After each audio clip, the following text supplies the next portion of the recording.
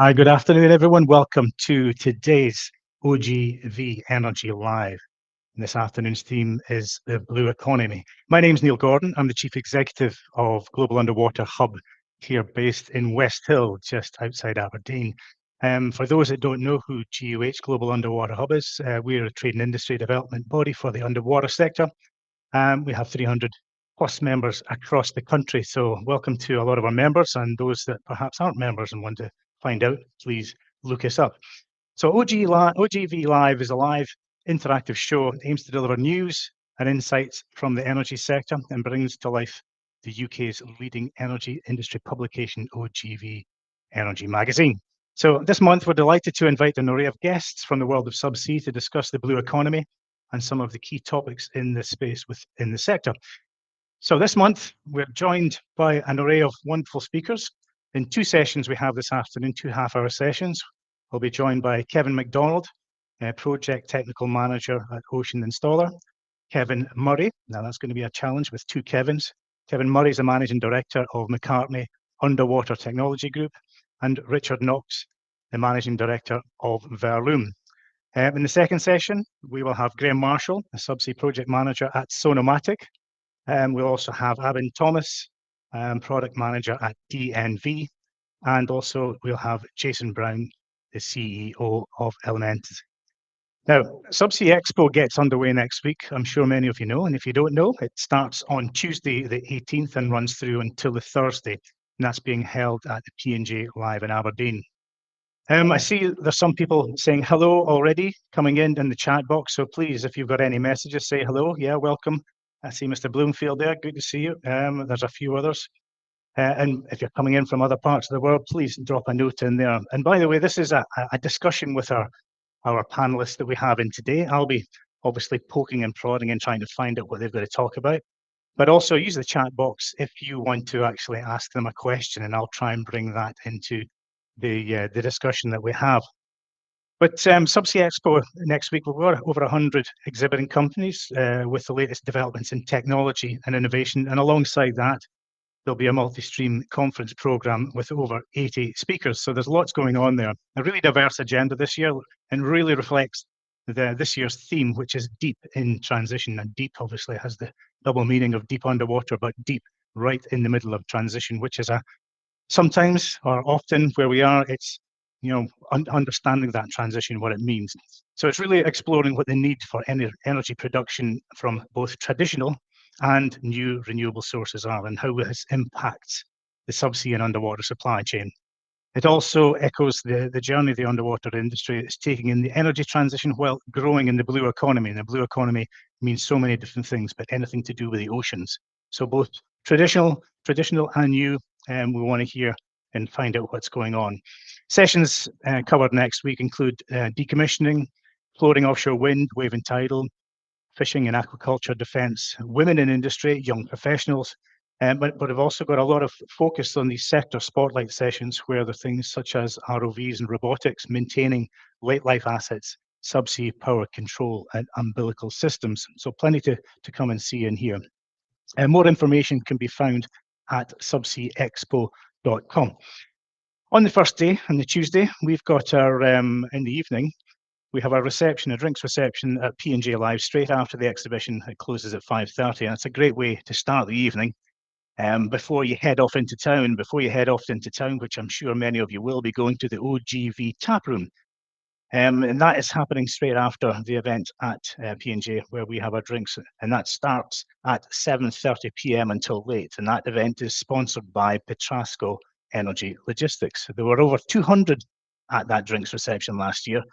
And I think it's a very popular destination for delegates during the show. So if you can manage to go along and looking for some action, that's the place to be. So let's get moving on here. Let's get some of our first 3 guests on the screen so we can introduce and have a bit of a discussion. So we've got Kevin MacDonald, as I said, from Ocean Installer. We've got Kevin Murray from McCartney Underwater Technology Group, and we've got Richard Knox from Verloom.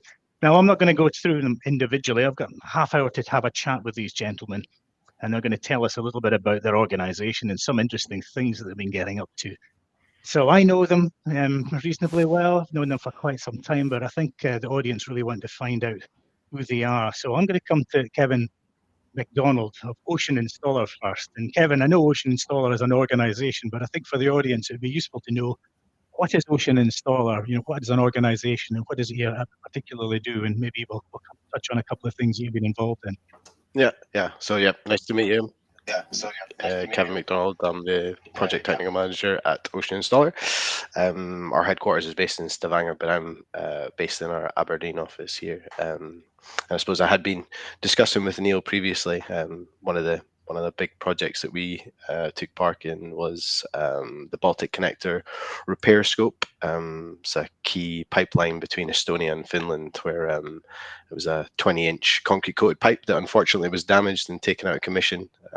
And then we worked in collaboration with a few of our key subcontractors to repair it and put it back in action in a very fast track manner, really. But okay, so we'll come back to some of that in a moment, but some of the detail on that. Kevin Murray, McCartney Underwater Technology Group. Tell us some of the key things. What is McCartney, and what does it specialise in? Afternoon, Neil. Good afternoon, everyone else who's joined the session. McCartney, for those of you who don't know us, essentially we provide everything connectivity for subsea vehicles. So right from cables and connectors that every system needs, even the UVs need some, right through to all electric launch and recovery systems, which we've now developed the world's first all electric, not just winch, but A-frame, and that's an integrated system now. Okay, thanks for that. And I'm going to come to Richard. Richard, I know you very well, known you for a long time, and the organization's got some great technology. So, just give us a quick overview of what Verloom specializes in. Thanks. Yeah, sure. So, afternoon, everyone. So I'm Richard Knox, the CEO and founder of Verloom. So we do subsea battery systems and power conditioning. So that's really focusing on sort of taking the intermittency out of power and stabilizing it so you can use it underwater. So that's either renewables or kind of old infrastructure where you might have challenges around distributing power, so helping kind of stabilize that and use it, or for fully autonomous systems. So we do everything from providing power systems for small monitoring packages, for like leak detection or security, power and control systems, all the way through to our biggest contracts around stabilizing the power for an offshore wind turbine for a grid connected system. So we span quite for us, a company based in Aberdeen, we span quite a lot of regions as well at the same time. Okay, thanks. That's good to get a good flavour of everyone's sort of background and what they're involved in. But I'm going to come back to Kevin McDonald first. You mentioned there about the connector repair job. I mean, tell us a little bit about that, or tell us what you can about that. I know a little bit, but for somebody who doesn't know what that job is about, you mentioned it was a very fast job. You had to do it in a short space of time. But what was the importance and significance of that project that you were doing? Yeah, well, I think if we go sort of back to the start, this all happened like in October. There was a damage to the pipe. It dragged it off the seabed. Only 100 meters, which doesn't sound a lot, but in the depth of the Gulf of Finland where we're working on, it's pretty shallow. And if you sort of extrapolate that back, that's around about 1,000 meters worth of pipe that you need to lift and shift and take it back on course. So, yeah, this all happened in October. The project itself was kicked off in December, and we managed to resolve the issue and repair it back and put it back in commission by around about March, April time. So it was very fast. It was good collaboration with a lot of our key subcontractors, down from the vessel owners to a lot of the key subcontractors we had, just to make sure it was all done within the correct timeline. But I suppose that pipeline itself is one of the main gas pipelines for Eastern Europe. It's you know, when it comes to energy security, I suppose it was a big thing that was noted when this happened, and there was more than just the owner of the pipeline as a stakeholder. There was, you know, a number of crossings over some of the Nord Stream pipes as well. So there was a vested interest in a lot of parties to be able to get this repaired and back in action. So yeah, high stress, but good stress, I suppose. But it was a good collaborative effort to be able to get this back in situ and back in operation. So Okay, no, that's good to hear, and I understand it was a fast track job. So I'm going to come to Kevin Murray next. Kevin, some of the technologies that, when it comes to these things, you know, Kevin there was talking about, you know, what you do when you repair after something's happened. What about the technology that perhaps companies like yourself have got now, looking at the perhaps protection of underwater infrastructure, you know, from security, from accidental damage, and what have you? How does an organisation like you go about helping companies with that? That's a good question, Neil. So we've got a really interesting solution that we've been working on for the last couple of years, in collaboration with some other high-profile underwater companies. What I can tell you is it's essentially it's a system. It's McCartney Shield is a name that we've given it just now. That may be changed as we develop the system, but essentially it's a subsea surveillance system which provides connectivity and telemetry, which actually creates a virtual fencing around the structure. So it could be an offshore wind farm, could be a rig, it could be you know, buoys, and it's actually transferable across a number of sectors. So, you know, it could be some renewables, as I mentioned. It could be offshore oil and gas. It could be you know, essentially a government protected or even military, you know, military base that needs protection. You assume they have their own protection there as well, but it's not necessarily combating all the unknown threats and the known threats. Now you have unmanned assets, drones, obviously from above, and then you have hybrid systems now that are potentially trying to break down those defences and extract data, like anchor dredging, for example.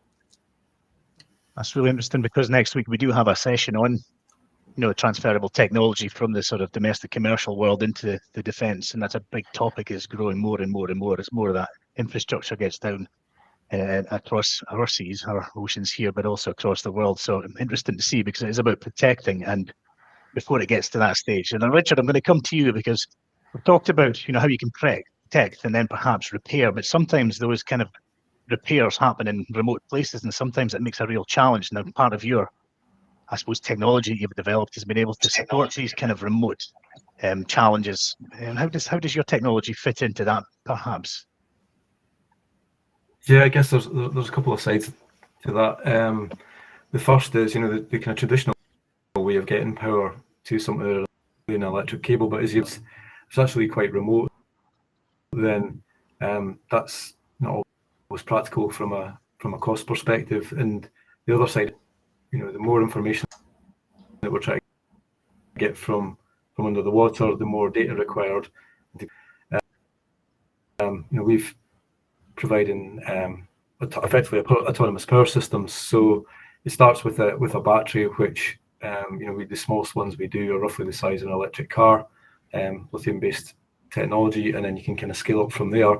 But it's also then coupling it to some form of power generation. So rather than a vessel having to go out and recharge the battery, it can effectively power itself and work for a number of years. So and solar, and then sort of there is kind of wind as well. That's more kind of grid related. So it's effectively producing a little microgrid. So if you got somewhere remote and you want to have some information from it, there's now a way of actually power and communicating with it. So it kind of relates very well to the sort of example that sort of Kevin Murray there was highlighting. So you've got data collection, you need to get information. How do you actually power it? And that's what's created the opportunities for us. It's not necessarily very high levels of power, but it's very valuable, and that's where we kind of come in. Yeah, I think, if memory serves me correctly, you've been running some tests and trials, and with technology, because it has a very diverse range of, let's say, projects it can support, and you've run some very successful trials over the past 12 months or so. Yeah, one of the work out in the US, powering just autonomous underwater vehicles. Sorry, so actually having a docking station. So we've done that in the US. We've also done that in the north of Scotland. So a lot of the kind of technologies that are out there for monitoring and gathering data, they've also evolved, but in terms of how we can power and charge them. So I guess one of the ways of viewing it is a little bit like electric cars and range anxiety. That applies to lots of other things offshore as well. So we're effectively creating little charging stations. So those pilots have been running really successfully now, to the point that we're kind of going beyond pilot, and we're now working commercial applications for these. So the opportunity for that is just really kind of grown really fast, especially in the last 12 months. Okay, thanks, Richard. I'm going to come back to Kevin McDonald, an ocean installer. You tell us some of the actual, I suppose, let's say, challenges that you actually experienced on that repair project, the fast track repair project. What were some of the challenges, and how did you overcome some of those? Yeah, I think I lightly touched on it before, but it was only 60 meters worth of depth that this pipeline is located, so that does sort of limit to how much you can sort of lift and shift a pipeline where it should go back in place. So the original philosophy, or the original concept, was that we were going to utilize just a single vessel in that approach, just a single vessel to lift and shift. But we established very quickly that if we were to use an anchor handler and a sort of almost reverse lay, take tension on it, and then guide the crossings, or guide the point of the pipe where it was going over some of the existing crossings, that was a much better philosophy. It made it a lot quicker to do. It sort of increased efficiency as well, and I suppose it alleviated a lot of concerns with being able to assess the utilization of the pipe. So doing it in a manner with two vessels as opposed to one made it significantly easier. I think the other thing as well was we were, because of the remote location of the pipe, and because how fast track that was, there was sort of limited survey information and details of how it was going to be when we arrived. So when it came to the preparation side of things, we needed to ensure we had most things covered. So there was sort of a lot of iterations of analysis to see how much residual tension and residual loads could be left in the pipe. It all sort of worked in our favor because we'd sort of made enough assessments to go down pretty comfortably, and that sort of led us to I suppose quite efficient and successful way of doing it. But yeah, managing two vessels and low water depth to be able to lift and shift 1,000 meters worth of pipe was unconventional, but it worked very well. Sounds great. Now I'm going to ask Kevin the kind of natural segue. They're talking about lifting and shifting. We're talking about power. You've got a bit of technology, I believe, that you've been developing recently, because we talk a lot about electrification and electrification. And I think you've got some technology that you've been developing in lifting and shifting. Can you tell us a bit about that? Absolutely, Neil. Yeah, the launch and recovery system that I mentioned briefly at the introduction was the ELARS. So what we've developed is actually an electric A-frame to integrate with existing electric winches, and the results that we've found now they're operational are really backed up that in theory what we would hope would happen in terms of the maintenance, that the reduction in maintenance. We're estimating about 50% reduction based on our feedback from our clients. And I think the systems, compared to hydraulic systems, are probably about 30% more efficient. So we're reducing the carbon footprint. Obviously, that helps companies with their green targets, especially if they're looking to target the renewables industry as well. That's I think it's essential to try and increase that carbon footprint. And yeah, we've had some really good feedback. In terms of not just the green credentials, but the reduction in space on the back deck as well, because you're essentially getting rid of all the HPUs and all the hydraulic arms, etc., from all the winches. Sounds great. All right, I'm going to come back to Richard. Richard, a couple of things we talked about and applications.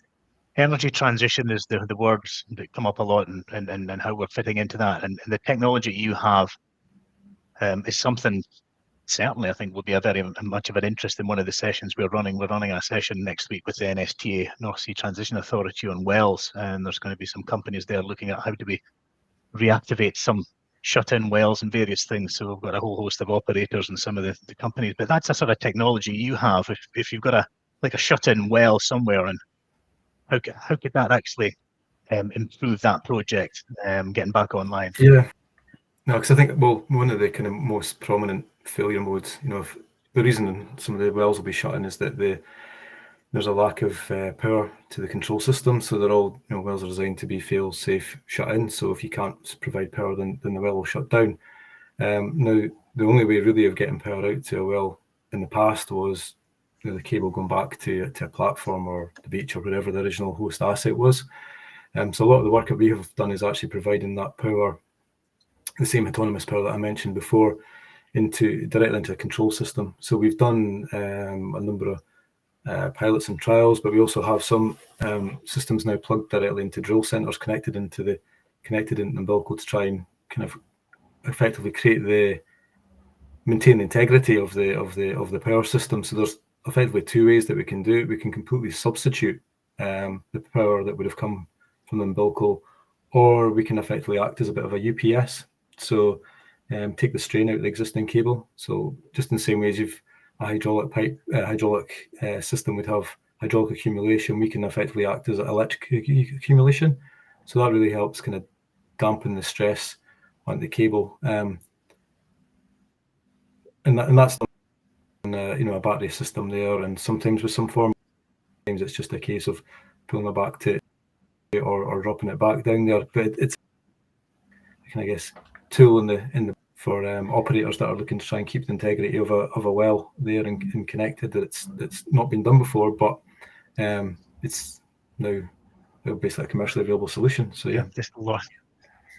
Yeah, I think I just lost a little bit of you at the end there. So another thing, looking at Kevin Murray, it's something we talked about before. I'm aware that you're looking at high quality data at high speed. And that's to do with Focus 3. Can you tell us a little bit about that?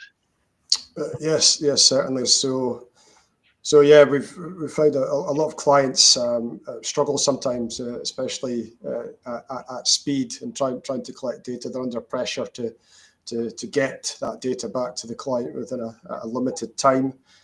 So it's something that it's really seems to be a massive push on the market that we've seen on our TV products, which the growth in the last couple of years has been phenomenal due to that. So the platform itself, we've developed it so it can handle quite a significantly more heavy payload now, and in terms of the types of sensors, the bandwidth, we've increased the bandwidth significantly. So for example, it could have an inertial navigation system, sub-bottom profiler, side scan sonars, even the market leading types of sonars like the EdgeTech EBOS, for example, where the platform has to be extremely stable before you can actually get good quality data from it. So that they're one of the few platforms they would actually even consider as the ROTV for that particular sensor. In terms of just, you mentioned about the speed, obviously, Neil, just to give you an idea. I mean, I think typically ROVs, and obviously ROVs can go a lot deeper, so it's a different type of platform. We're certainly not competing against ROVs, but the depth for the Focus 3 is 1,000 meters maximum, and you're probably looking to be able to survey about 5 knots at that level. Whereas if you're at shallower depths, it'll be up to 400 meters. It can go up to 10 knots, depending on the sea state, of course. Yeah, thanks, Kevin Murray.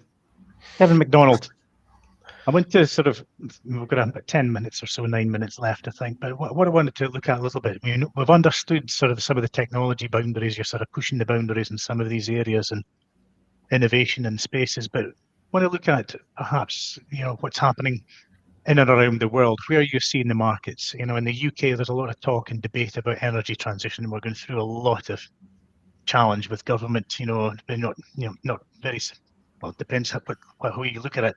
Is the energy transition happening fast enough, or is it not happening fast enough? What's happening in other parts of the world? But really, from an operational perspective, it's just to find out where you see the UK market for your sector, for your company, and perhaps where you see the hotspots for your organisation in other parts of the world. So, Kevin, ocean installer, where's your main activity tend to be just now? Yeah, I think we're a headquartered business in Stavanger, Norway, which is where this has all started. But the growth in the UK for us has been quite significant. I've been an ocean installer for 10 years, and I think maybe number 30 or so when we started, and this office keeps expanding. There's a lot more emphasis on the feed style work as well with some of these prospects that are coming in the UK sector. And I know, a bit of a hot topic, but I know that the likes of Cambo and things continue to raise eyebrows, and there's a lot going on as well. We installed the first conductor that was done in that particular area. So it's an area that which I know a lot of people have a vested interest as well. But with regards to the North Sea and where we're at, I know that there's a lot of things ongoing, and we as a company, I suppose, have recognized that and secured a couple more vessels just with that expected growth. It was only just yesterday, I think, that the North Sea Giant was the charter was extended to late 2027, just with the expected backlog that we do have. So it seems very buoyant, and it seems to be going in the right direction, and it's great to see, I suppose. Okay, thanks, Richard. You mentioned a couple of things that you were doing, and perhaps on the Pacific. I think you mentioned. Where do you see your market? I mean, the UK's got real potential as a late life and going into transition, and you mentioned that your technology is quite applicable in other areas. So how do you look at the UK market, and how does that compare to some other parts of the world, some of the challenges you're trying to solve with your technology? Yeah, I guess one of the, UK is our home market, so one of the benefits is that the infrastructure is really old here. So, a lot of the challenges that people are coming across here in the UK, then we're going to see the same issues in other parts of the world. And a lot of the install base, in the UK, was done in the sort of 90s and noughties, and that's getting the end of its design life, so things are failing. So there's similar issues occurring in the likes of the Gulf of Mexico, Australia, because effectively the subsea equipment that's designed same equipment all around the world, but it's quite old here. So from that perspective, we're basically following the age of the assets and trying to help people resolve those problems as their infrastructure gets a bit older. But from half our business as well is our wind.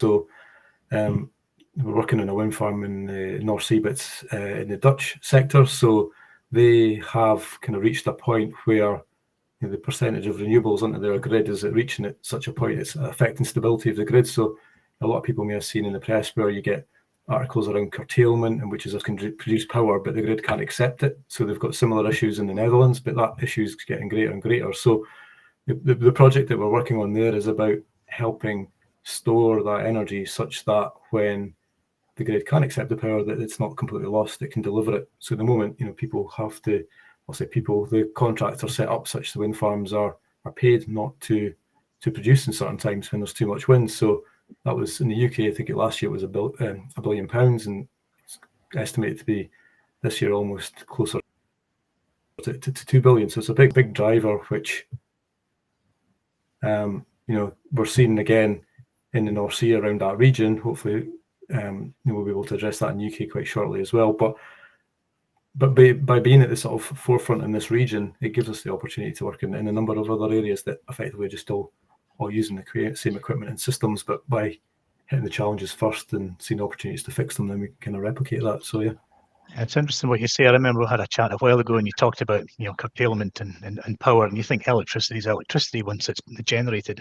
What goes wrong, but it's got different challenges and problems when you start moving it around, and that's it's a real challenge when you look at the grid access and the oversupply and undersupply, and looking at stabilizing quality, etc. So it's going to be a big part, because we just published our subsea cables white paper this week on Monday, which is now in the market, and a lot of that will play into that. How do we manage those power systems, and it's a really fascinating subject. Okay, Kevin, you're quite a large organisation. I mean, I think originally the McCartney is part of a much wider group across the world, and you've got a big footprint. So where do you see the hotspots across the world for your organisation? Okay, so I'm slightly biased because I look after UK and Ireland, and so I'm obviously going to say that the UK is flying, but yeah, realistically, I think we need some assistance for oil and gas from the Labour government if we're to not be focusing on decom, for the next decade or so. But I think that will come. I think they'll have a more measured approach now they're in power. And maybe Trump might actually even have some influence there as well. But in that sector, I see renewables growing very, very, very strongly, but also defence and ocean science from my side. But that's also mirrored globally as well. We've just opened an office in the Middle East, so we do see good potential there, and that will manage and look after Africa as well. For us as well, I mean, in terms of where our equipment's getting deployed, Brazil is certainly a major hotspot for us right now, and for the foreseeable, certainly the next 5 years at least. I think we see a lot of potential from our Asian side in Taiwan, particularly the offshore wind sector there. But China, again, while very competitive, is a massive market which we do see a lot of potential for as well. And then of course you've got the regions that we're not really speaking to in terms of on a business term that may open up. It's not likely in the next couple of years, but if you're looking long term, obviously Russia, for example, is a huge market. But I'd like to see that warfare situation resolved before we would even contemplate getting back in bed with them. Good. Thanks for that. So just a couple of short, perhaps summarising some of the things, Kevin. Kevin Murray just said, hopefully see less activity in let's say security of seabed, damage to critical underwater infrastructure. That keeps you in a job for a while, if you're repairing these things. But obviously, there's a lot more to the business in oceans installer. What you do. You mentioned there was a couple of vessels on the job. Do you see the vessels being active in the North Sea, or do you move the vessels around a bit further depending where the projects are? Yeah, I can't speak for what's in the pipeworks and where the vessels lead to, but I do know that the North Sea Giant is when we used her for the Baltic Connector repair, it was the first of the charter, and it was a fantastic boat to work on. She then went on to do a lot of lay work for another one of our clients in the North Sea, and I think off the back of how successful those two have been, she's now been extended for us to continue work with her into the future. So the North Sea Giant, along with the Normand Vision, our sort of flagship vessel, they're both sort of there and ready. But I suppose the backlog is growing, and the clients are sort of lined up for the jobs as they go. So it's sort of managing that as we go forward with increase in workload and things like that. But, it's interesting. Right. Richard, what would your wish for? I mean, wish is quite a difficult thing to put, but if there was something that could happen over the next sort of 6 months in UK, whether it's policy, whether it's clarity or what's going on? What would bring good news to you and for your business? I think the biggest one would be if they replicated the approach in terms of offshore wind farm development that they've done in the sort of Netherlands and they're doing in Europe, where inherently wind turbines provide intermittent power and it's a little bit unstable. It can be unstable. So they're starting to kind of specify and legislate around the quality of power that needs to come out of those systems, so that you don't effectively the grid doesn't have to fix the problems in terms of stabilization that's been created offshore. Even our business in that area. So I think if that was replicated locally, then that would be a big, huge positive for us, because it would kind of drive the need to address these challenges and take some of the strain off the grid, really, that I think a lot of people are aware of in terms of having to restructure it. So it was kind of level out the where people are trying to resolve the problems and create an opportunity for us to do that offshore here at home. So that would be the most positive thing for us, I think. Which we'll probably have to have a chat about that further, because I think we can maybe need to raise awareness a bit more on that, perhaps. So I'm no doubt we'll talk again. And Kevin, just coming back to Kevin Murray, that's confusing, two Kevins, of course. Kevin Murray, we talked a little bit earlier on about being able to protect underwater. We pretty much know the sort of energy industry and the kind of challenge it has, but there's now this sort of coming together of, underwater infrastructure and the defence and security of those things and some of your technologies. And personally, what we always found that the defence is very much a very difficult sector sometimes to work in. And they never come together. Now, we've done a few things over the years, and we're running a few initiatives and projects over this year as well. But if you were looking at that, what do you think would be a good outcome, perhaps, between the defence sector and the subsea underwater technology commercial sector in the next 12 months, perhaps? I think it would be a continuation of the type of thing that we've done recently with OX2 in Finland, where we did a demonstration and we brought together a lot of the luminaries from the military industry and from the marine and offshore industry to witness and see these kind of systems in action, because I believe that the only way we're going to really accelerate these type of systems and provide security for our countries is to work together as industries, because I think, like you say, the red tape can often prevent these types of things from progressing. But I think if we cross sectors and get the right people, the key stakeholders involved in these types of trials, which we managed to do with OX2, then that will really help to get the necessary approvals from governmental bodies to allow maybe make this speaking akin to what Richard was alluding to make it that it could become a policy, which will obviously help drive the technology if that's something that the government is backing and make it a lot easier to progress that within a short period of time. Great stuff. Right, gentlemen, slightly over time, but there's some really interesting topics in there, and we didn't get any questions from our people online. Hopefully you were answering, and they didn't feel as if you weren't telling them enough. I'm sure you were giving them lots of good information there, but I will remind them as we go forward. If there's anything you want to add, comments, questions, please use the chat box in there. But it just goes for me to say to you, gentlemen, for being so open and sharing a lot of the information on here, and I look forward to hopefully seeing you next week at Subsea Expo. At our drinks reception, or maybe at the OGV tap room. So Kevin, Richard, thanks very much for now. So we'll say bye-bye, and then we'll move on to session 2 this afternoon. Okay, so thanks to the guys. Some interesting stuff there. I'm sure we'll follow up on critical underwater infrastructure, remote power, the stabilization, curtailments in offshore wind and power. Interesting stuff there, but also still a strong traditional industry in oil and gas and sustainability of that aging infrastructure, which is going to go on for some time. So I'm going to bring our next session. Our 3 speakers this afternoon is Graham Marshall of Sonomatic, Abin Thomas at DNV, and Jason Brown of Elements.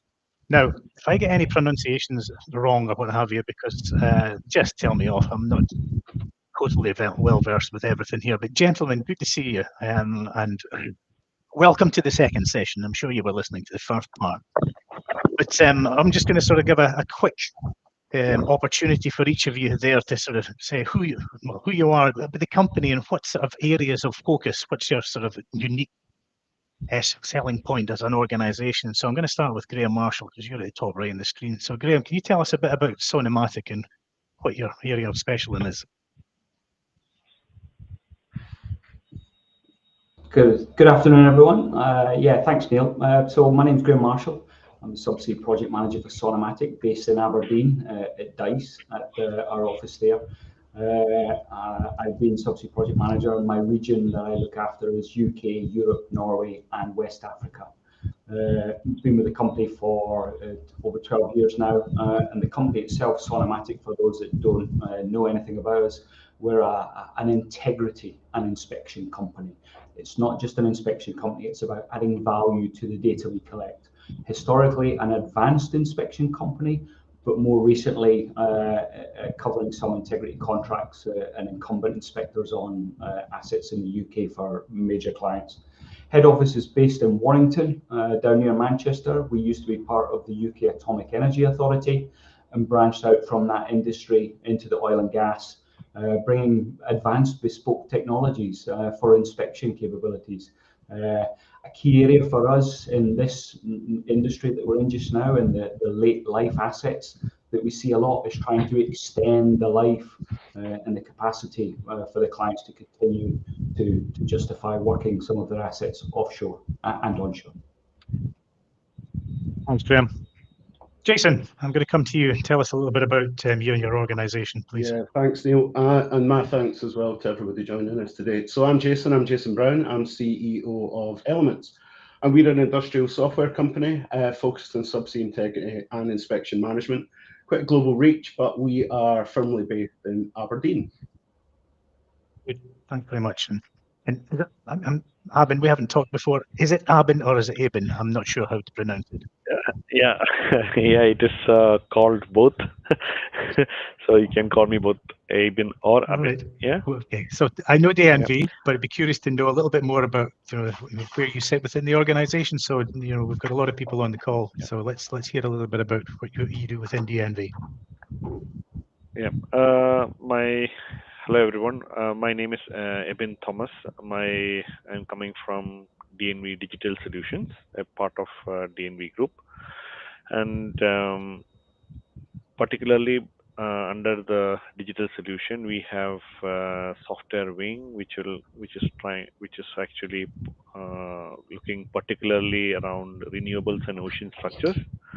Under that, few softwares are there, and I am coming down to a program suite actually called CSAM, and I'm the product manager for that particular product. And I'm really excited to talk about CSAM because it is a trusted software for offshore structural analysis for more than 50 years now. And whether you are designing or installing or maintaining offshore structures, new or old, nowadays it is traditionally it was oil and gas, ships and whatnot, but now it is more into fixed offshore wind turbine structures and floating offshore wind turbine structures, etc. Why we need to use the software is more about offshore engineering is a very complex thing, and we are dealing with harsh environments, heavy loads, strict regulations, and that's why you need a solution that covers the entire project life cycle, from designing and construction to operations and then even to decommissioning. So CSAM does exactly that. Okay, thanks. It's given me a few sort of strands to sort of work through here, knowing what each of you do. So, Graham, I'm going to come back, to you in a second. But the things that we talked about here is what gives you competitive edge as an organisation. What is it that you're trying to improve? And the things that sort of jump out there is being smart with what you do, whether it's technology or innovation. Trying to do things better, smarter, more efficiently, safer, etc. And we'll probably come back to some of the other areas about data. We're very good at taking data, but sometimes we're not very good at analysing. And how do we analyse data, and how do we apply smart technologies like artificial intelligence and these sort of things? So maybe come back to that in a minute. But Graham, one of the things that we talked about before, and the words were used, the uninspectable scenario. When you're looking at aging infrastructure and things, you mentioned before that a lot of your work is still in aging infrastructure because it's about asset integrity and management, and a lot of that is driven by data. But then when there's interventions, we have to go into something perhaps that was designed a long time ago that's maybe not designed for modern off-the-shelf technology. So how do you go into some of these challenges, the uninspectable scenario, and how do you solve some of those problems? I think for us, Neil, the key thing is that direct dialogue with the end client. There are some challenges. There's areas where it's considered that it's possibly not able to do inspection in there, but you essentially need that information. Let's take a scenario like a concrete gravity-based structure at the bottom of the North Sea with several conductors coming to the topside platform. There's a fatigue analysis needing to be done. They're past their sell-by date, so to speak, and these need to be inspected. So by having the dialogue with the end client is saying, look, we have this equipment, we have these inspection technologies, we can adapt it. We have our engineering division, E2I, that allows us to change, modify all of our existing equipment to be bespoke and niche, fit into tight access areas, be deployed by mini ROVs inside a gravity-based structure, navigate through various different compartments, be rotated and put onto a vertical conductor and conduct various inspections, looking for fatigue cracking internally, externally, welds. It's about having that communication with the client and adapting the technology, which is a thing that we're very key in, a niche area that we're capable to do. And also looking at coatings, for example, on pipelines. Historically, any ultrasonic inspection, they had to be removed. They don't nowadays. We've invested a lot of technology and a lot of effort into learning how can we inspect through these thick, challenging neoprene thermatite type coatings. And we've developed a bespoke technology called DRS, Dynamic Response Spectroscopy, which allows us to inspect through these coatings, and it penetrates and it vibrates the steel. And by looking at that frequency response, allows us to be able to determine any wall locks or any corrosion risks within there. So it's taking this new technology, modifying equipment, and being able to employ it in areas where historically was classed as maybe unthinkable or uninspectable. That's good. No, it's good to hear, because I think, as you say, getting to the client or your end, depending who it is, getting that, understanding the problem, because often or not, it's not a product that solves it. It's sometimes an integrated solution, because you need to look at working the best way, and that's talking about working smart, engineering, and taking out a lot of the extra unnecessary times and various things. Jason, I'm going to come to you, because this, some of the work that you've been doing in data is to try and be smarter with data. And I think we talked about the blue economy and what does that mean. And I think you talk about an ecosystem. Is that something you can talk about, digitalization, and what that means for you? Yeah, I think I know we've chatted on this, Neil, as well, and it's not a lack of data at the moment. There's plenty of data. It's more about bringing it all together. And it was interesting what Graham was saying there as well. And we're starting to see that movement. I think my issue is, is it quick enough? And when I talk about this ecosystem, or a blue ecosystem, as you've heard me talk about it in digitalization, it's about being open, and having products and technology that actually talk to each other. So that, and I think, Graham, you used the word there, adapt, and that's really important. Adopt and adapt the right technology into your workflow as well, if that makes sense, Neil. So it's not a lack of data. I think it's more about how we bring this all together within an ecosystem, and actually maximize the blue economy, as you mentioned.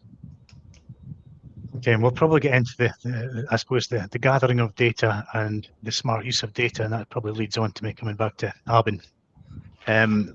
Say, Sam, it's a tool that's been used for a lot of integrity management, and I'm sure you've experienced over the years this massive amount of data.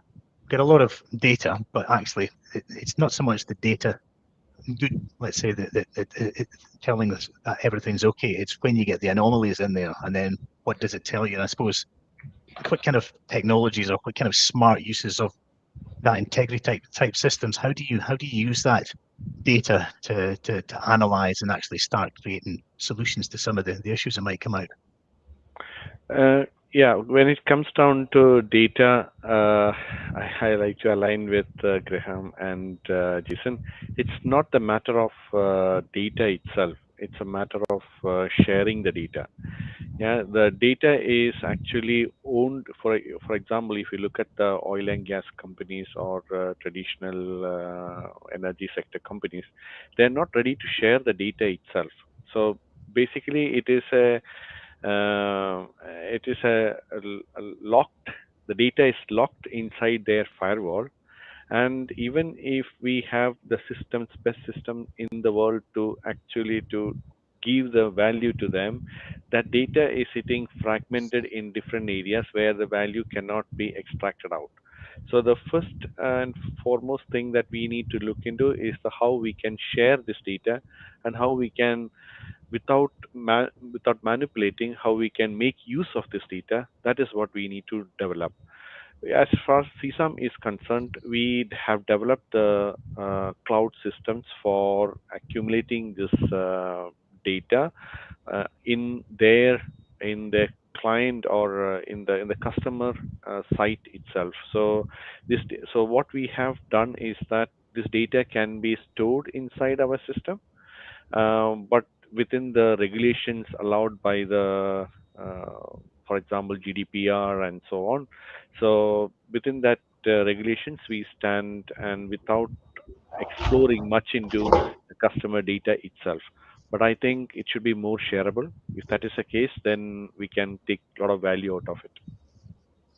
Okay, no, that's good. And I know there's been a few attempts to try and sort of break down those barriers of holding on to data, because it's intellectual property, it's it's competitive advantage, it's all these things. But what happened, historically in things like safety, we're very open with sharing safety and learning from that. I think there's almost a similar model to looking at data.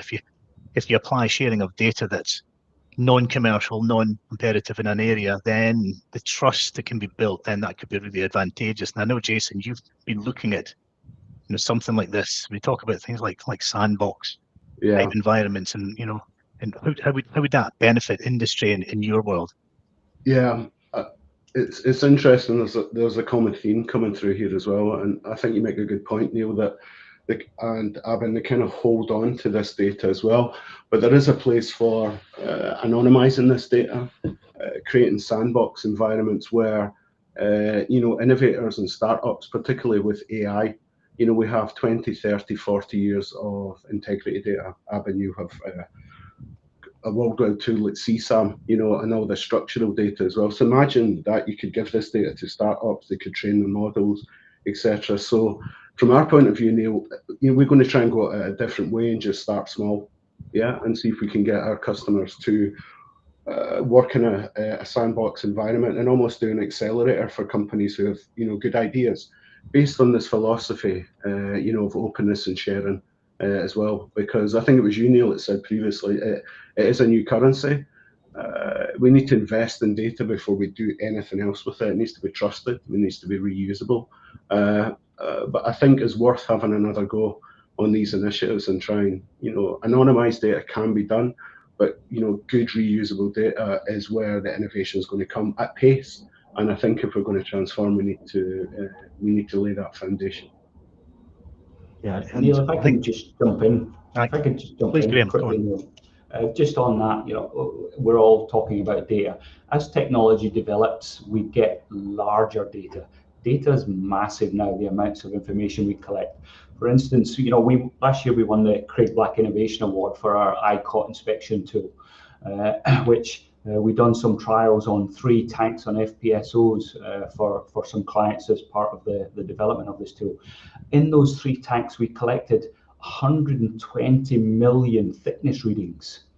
That data is stored in our Sonomatic integrity management software that the client has visibility of, but it's not stored in a one one communal place where everybody can have access to it. So it's massive amounts of data. And as you've said, it's fragmented. It's just in various different locations because one doesn't want to share with the other. If that could all be brought together, the knowledge and the share that would offer people would be immense. Yeah, it's a difficult one. And we are certainly doing some work in some of those areas, and it needs I will almost call it like the honest broker, somebody who can handle that data that's not got a vested interest in it, and it can be safe, because some of that information that can be seen as, you know, being used in litigation and accusation and various things, and it needs to be anonymized and non-attributable and what have you. So yeah, there is a challenge there. But going back to the point, I think you mentioned it, Jason, we talked before that, you know, the data is very powerful now. When we think about the global sort of economy, it's moving very fast, and data is a currency almost. And we talked about, you can relate it almost to like a Bitcoin. Data bits, the amount of bits that we have has got a value to it. So how do we turn that into something of even more value? And I think there's a lot of merit in that, but there's a lot of barriers to be broken down, and the trust between those organizations. So interesting to have a look more on that. So Albin, going to come back to yourself. We've talked a little bit about the historic industry, about aging assets and pulling it in the information. I can't help but notice that those things behind you in the sea are not oil and gas. They're offshore wind installations. So tell us a little bit about how your technology and where your organization is sort of moving through the energy transition into. Oh, we've just lost Albin. Yeah, I just I think can you hear me now? I can hear you now. Yeah. Yeah. Okay. So I lost for a moment. I lost. Yeah. So I don't know if you heard that, but I was just saying behind you on your back drop there, you've got turbines, and we've been talking about integrity a lot in oil and gas and data. How does that data now transform, let's say, or enhance the management of integrity in future wind programs, some existing and some future ones? So how does that apply with NDNV? So basically, the integrity management. If we try to look at like Graham and Jason as mentioned, it's a wealth of data, right? But if you look at the potential of how to use it, you can predict, for example, predictive maintenance. That's one way you can use this data, right? So if you look at the most of the structures in offshore, it is more or less the similar. The structure is same. So it can be of a great importance if we able to use the data for the machine learning or data analytics and find out, okay, this particular structure is going to fail in few years of down the line. It has a massive impact on commercial side as well as on the aging structures itself, because you can predict whether how many years this structure is going to be there.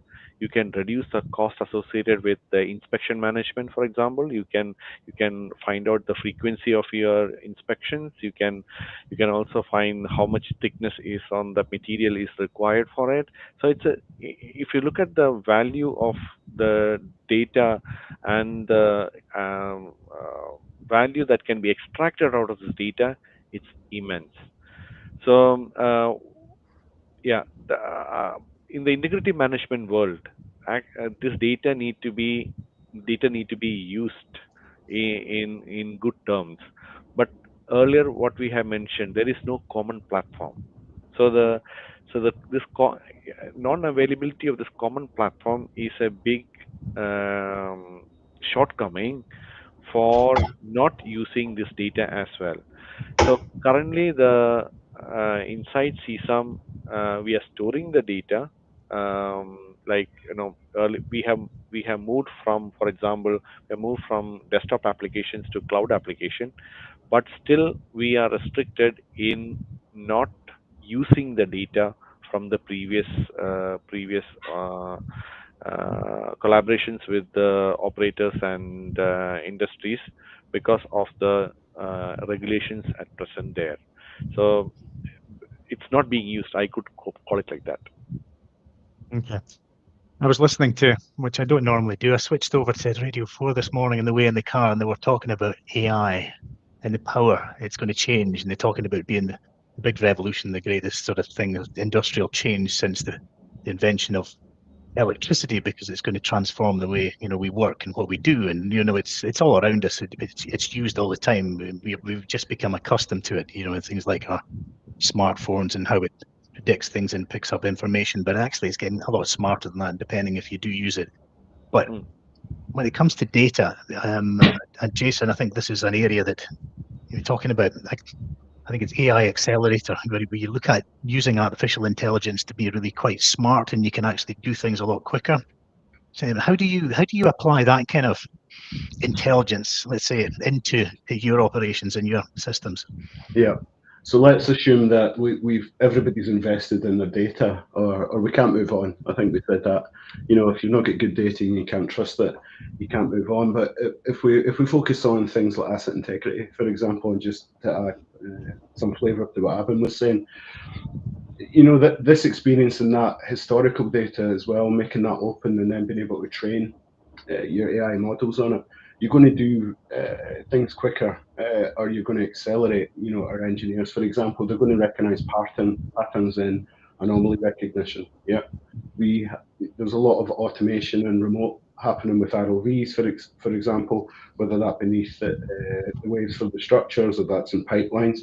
So one thing that could be is these open data sets and training these learning models a lot quicker, so we can recognise anomalies, for example. Yeah. Many other use cases. I've been talked about, predictive maintenance as well. Yeah. And I think it all comes back to data. If we trust the data, we trust the models, we have trusted reasoning in that AI, then we can actually start applying them. Yeah. And moving that, because we will remove tasks and we will reduce OPEX if we understand cumulative risk, if that makes sense. So once we understand risk and we trust it, we will remove things, and that's what add value. If an engineer doesn't trust it, he will continue to do it, whether it be risk-based, based on semi-quantitative or quantitative information he's got. So it comes back to data, opening up the data across all these years, all these facilities as well, so that we can actually train these models. We'll always have humans checking it as well, but the speed at which we could do our day-to-day and the value is just huge, as you say, Neil. Yeah. Oh, interesting. I think when we look at that economy, we are starting to see perhaps some of the big technology companies like Google and others, on the periphery of our industry, and we've always kind of been quite siloed in our let's say our supply chain and how we operate. We might see a shift in that in the future, perhaps, because it is an area where there is a huge amount of data. So I'm just realised we've got a couple of minutes after 3, so I've got about a few minutes to sort of to try and wrap up. I'm going to come round to each of you there and really sort of thinking about technology, and we're looking to the future and where we've been. Graham, I'm going to come to you first.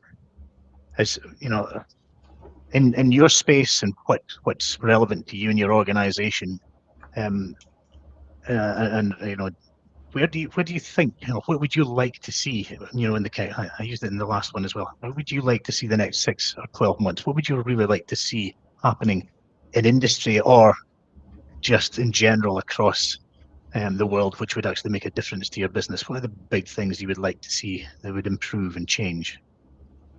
I think for us, life extension. There's a huge amount of decommissioning around just now. Yes, decommissioning has to happen in certain areas, but maybe it's a consideration about let's try and extend its life. They are older than they were originally designed to be, some of these assets, but if you have a proper maintenance regime and you inspect regularly, then these things can be extended for longer periods of time. Technology-wise, we're looking at always advancing. We are a bespoke technology company. We're bringing on techniques like a technology called large standoff magnetometry, which allows us, it's going to hopefully in time replace or run alongside pigging, where you have to shut down pipelines and drain out and run pigs internally and run the risks of things getting stuck. So this technology allows you to screen over the top of the pipeline, looking at the magnetic field of the pipeline to understand if there's any corrosion risks or any fatigue issues. So that's a further non-intrusive inspection capability to allow you to screen large areas of infrastructure. So it's just about bringing that extra technology in as well to allow us to show clients that, you know, there is the ability to maintain and extend and not necessarily decommission and shut down. Yeah, then there's always the economics that stack against that. As I think I mentioned earlier on, we've got a workshop next week at the Expo with the North Sea Transition Authority and the operators to look at how do we stimulate activity in, you know, the wells that are already there, because there are challenges at the moment with you know, the new drilling and new fields, and there's consultation going on with government over the next couple of months. So how do you actually activate and increase activity, certainly to keep the supply chain active in the North Sea? So Yeah. I think that life extension is an important part. And some of our other guests earlier on were talking about, you know, remote systems as well. How we can keep those systems in operation, and all that ties into integrity and management and data. So Albin, thinking about you know, where you see DNV's place in the, I suppose, the industry, and there's a lot of talk of energy transition and how DNV will probably play an important part in what it does in from moving from an oil and gas integrity management into offshore wind. What would really be a great thing to see, you know, over this next 6 to 12 months for you? Yeah, actually, if you look at the offshore industry is changing rapidly. Actually, we are seeing new technologies, shifting priorities, growing demands for efficiency, sustainability, and smarter engineering solution. So what we see is that there is a rise in offshore wind, uh, whether it's a floating or fixed. Floating is in coming up quite a lot, and fixed is almost a stabilized market. The push for clean energy is stronger, and offshore wind is the leading way to the future. But designing and installing these structures like monopiles, jackets, floating wind platforms, it's a big challenge. So as a software tool that we provide advanced structural analysis for this wind turbine structures, and we also do this dynamic simulation, help them to decrease their complexity and analyze these kind of structures uh, well, so that they can design it properly. Then one of the key area that we also try to look forward is where moving to digital twins and smarter offshore operations. Like digital transformation is really a game changer. So digital twins being asked by everybody, like virtual models, that is real mirror real world offshore assets, monitor their performance, predict failures, and optimize the maintenance. That's being asked quite a lot, and the value also goes up as the data comes in. So where the CSAM plays quite a lot is CSAM enables this creation of the digital models that evolve with the real-time data, that it supports the continuous monitoring of structural integrity, predicting issues before they actually happen. With the cloud-based collaboration and integration capability, it helps the engineers to operate more and make data-driven decisions. So in short, I would say that offshore industry is evolving fast, and CSAM is evolving with it. Whether it's offshore wind or subsea complexity or digital transformation, CSAM is continuously improving to help the engineers to work smarter and make it more safer and build more suitable future. And I think transition is making, or transition push is making it much more easier way to collaborate and make our earth more greener, I think. Yeah, that's what I see Yeah. it. Okay, thanks, Arbin. Jason, summary from yourself. I think, you know, the technologies that we've talked about there and things that you would perhaps like to see, and I think maybe an element on, I mentioned earlier on, of artificial intelligence, AI. Where's that going to go, and where would you like to see some of that going in about data and accessibility? What do you think would make a big difference? Yeah, really quickly for me, almost coexistence of traditional and new energies. You know, I'm always terrified we're faced with this cliff edge with renewables, and we're not ready. They're not commercialized as well. So this coexistence and this mindset of cross-industry cooperation, so not just energy, aquaculture, marine conservation. You know, Neil, we've talked before, there's loads of ROVs down there. You know, they're just looking at pipelines, they're just looking at structures as well. Share that data and let the innovators do their stuff so that we can move at pace and take our rightful place. Yep. Sure. Okay. No. For me. No, that's great. But I mean, the coexistence point in the transition, I talk about, you know, that the gap, you know, the gap between where we are and where we want to get to, or where government wants to get to, and there's that gap, and how we manage that transition has not been minded or looked after very well. So I would say, mind the gap, please. Mind the gap. That gap is quite important, and the transition means bringing the two together, and we're not minding that gap very, very well. Yeah. Right, gentlemen, that takes me to wrap up. I haven't seen a huge amount of questions. I probably haven't managed to flick through an awful lot, but I haven't seen many coming through, which is fine, because I'm sure most folk are very intrigued by what they're hearing from you. But it just goes for me to say thank you, gentlemen, for being part of today's session. And I'm just going to come to a conclusion or wrap up. I've had some really interesting stuff, and I think I would like to follow up in some of those conversations. So hopefully I'll catch up with you next week at Subsea Expo. So this really wraps up this month's OGV Live on the subject of the blue economy. Really good insights. Thanks very much, gentlemen, to some of those key themes affecting the industry today, particularly when there's a lot of change going on. Technology is really pushing on some of the boundaries there. But as we get into this energy transition and deep in transition, as we talk about, it is quite a challenging time. But challenge is opportunity. And I think that's what we've got. We've got a great opportunity here, particularly with new government in last year. There's an energy strategy going to be published, and I think the industry is situated in a good place. There are some other challenges that we still got to go over as well, but it just means for me to say thanks to all our guests today: Kevin McDonald, Kevin Murray, Richard Knox, Graham Marshall, Avin Thomas, and Jason Brown. So thanks very much to you guys. If you're at Subsea Expo, hopefully we'll catch you around at some point. If you haven't got a table at the dinner or the awards dinner, that's Wednesday night. We've got some great activities going on next week. We've got Giles Brandreth as our key speaker. If you want to register, you can do that now. It saves you some time when you get there.